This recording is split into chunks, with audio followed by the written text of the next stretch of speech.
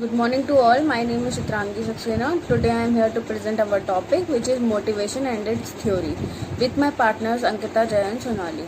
So first we have what is motivation.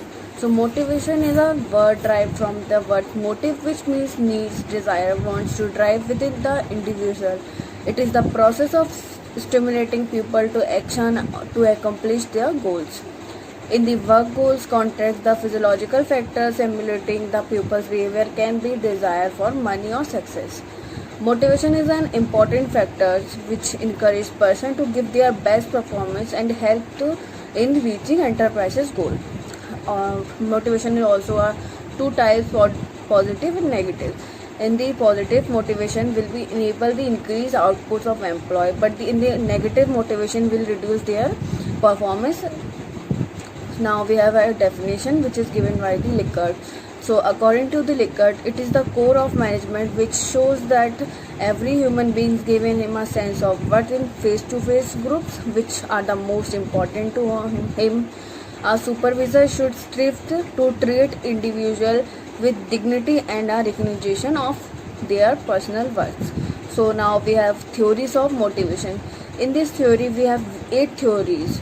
So first, Maslow theory, Herzberg two factors theory, McLean need theory, McGregor's participation theory, Jorvik theory Z, Agres theory, Boom's acceptance theory, and the last is goal setting theory. So now I am telling you and now I am explaining Maslow theory. So in the Maslow theory, there is 5 needs are present: physiological needs, safety needs, social needs, esteem needs, self-actualization needs. And these 5 needs are categorized in the 3 stages as per the chart: basic needs, physiological needs, or self-fulfillment needs. Now we have physiological needs. Physiological needs are those required to sustain life, such as air, water, food, sleep. Then second one is safety needs. In the safety needs, we need living in a safe area, medical facilities, job security, law and order. Now we need social needs. Social needs are those related to interaction with the others and may include its friendship, belonging to group, giving or receiving love or friendship.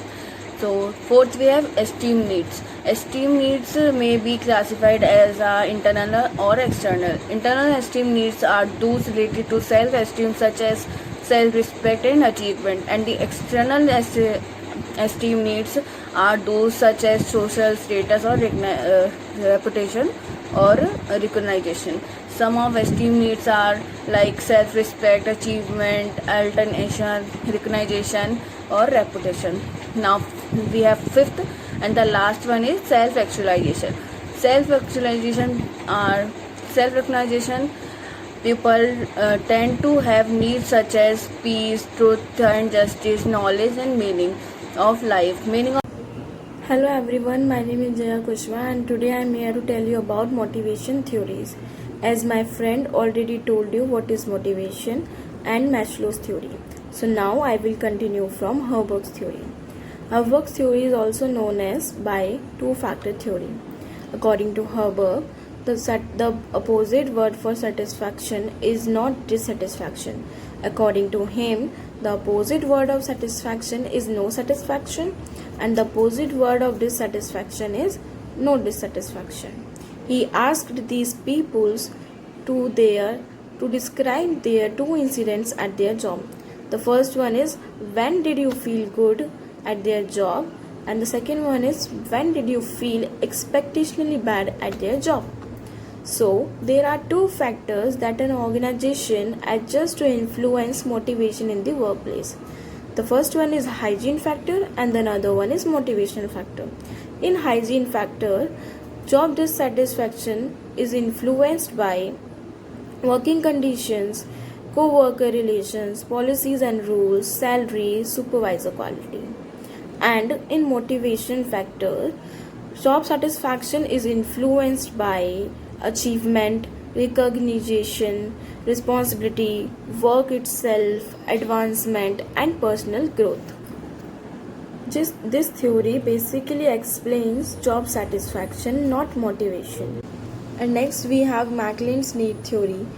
This theory is well-known need-based theory of motivation as opposed to hierarchy need of satisfaction or dissatisfaction. Is the theory developed by Maclean's and his associates. This theory is focused on Morris' three needs: achievement, power, and appreciation. Maclean's need is closely associated with learning theory. So first we discuss the need for achievement. Need for achievement is derived to excel and to achieve in relations to set of standard and strive to succeed. And next we have need for power. Need for power means to control someone is, and the need for power is concerned with making an impact on others. The desire to influence other, to argue, to change the people, and to desire to make difference in life.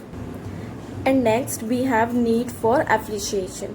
The need for appreciation is defined as a desire to establish and maintain friendly and warm relation with other people. The need for appreciation in many ways is similar to Maslow's social needs. Thank you. Good morning everyone, my name is Ankita Mangal. Here I am continuing the topic theories of motivation. So fourth theory is the Magno theory X and Y. Theory X in which the people are intolerant in nature and they do not want any type of responsibility and they do not take any work also because they are not interested in work. They are forcefully doing the work. So that's why they follow the autocratic style of leadership, and they are not interested in following any person. They are not involved in any type of creativity because they follow the autocratic style. They forcefully doing the work. So next is theory Y. Theory Y is Y in which the people are very interested in work. They are very ready to take any type of responsibility, and they follow the democratic and participative style of leadership because they are very creative and they are very innovative. They want work. They do not take work. They want work, and they are very responsible also, and they are not follow any person. They only want whatever they want to do, and they are involved in they are participative in nature because they are very innovative. And next is Arvik theory Z. Theory Z in which the people are involved in the organizational goal, and the theory Z which is proposed by the three theorists, and they want to people interested in work also because they satisfy their own needs also. When the organizational goal are fulfilled, then their goal also fulfilled. The Arvik said that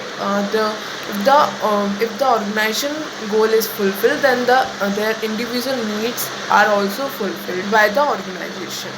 Now next is the Argy's theory of management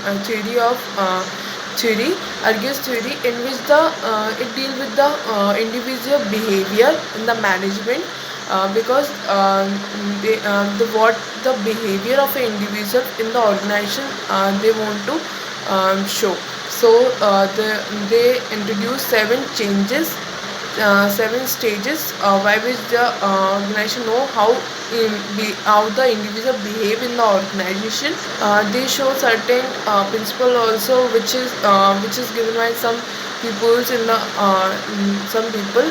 So they followed the unity of command, unity of chain, specialization. So these are some principles that they followed by which they know the behavior of an individual in the organization. Now rest will be continued by Sonali. Thank you. Good morning to all. My name is Sonali Sahu and now I will continue with Bloom expectancy theory. Bloom expectancy theory assumes that behavior results from conscious choice among alternatives whose purpose is to maximize pleasure and to minimize pain. And the key construct in the expectancy theory of motivations are balance, expectancy and instrumentality. And first, balance, it means the value or strength on the particular outcome or reward. Second, expectancy, it relates employee efforts and or performance. Third, instrumentality, that performance is related to reward of employee. And now there are some critics. First, the assumptions that people are rational and calculated makes the theory idealistic. Second, the expectancy theory does not describe the individual and situational differences. Examples, one employee prefers salary to benefit whereas another person prefer to just the reverse. The balance of the same reward varies from situation to situation. Like effort, will my effort improve my performance? Will performance leads to reward? Will reward satisfy my individual goal? Now there is a last theory, goal setting theory. Goal setting theory refers to the effect of setting goal on subsequent performance. Edwin Locke found that researcher individuals who set a general easy goal. He proposed 5 basic principles like clarity, challenging, commitment, feedback, and task complexity. And there are some important features. Work should be specific and clear, it should be challenging and realistic. There are some advantages also. There is some useful techniques to raise facility as inducement for employee to complete their work quickly and clear. It also increase motivation and efforts and also improve these feedback quality of work. Limitations, very difficult and complex goal stimulate riskier behavior. And last, there is no evidence or proof to that goal setting improves the job satisfaction. Thank you.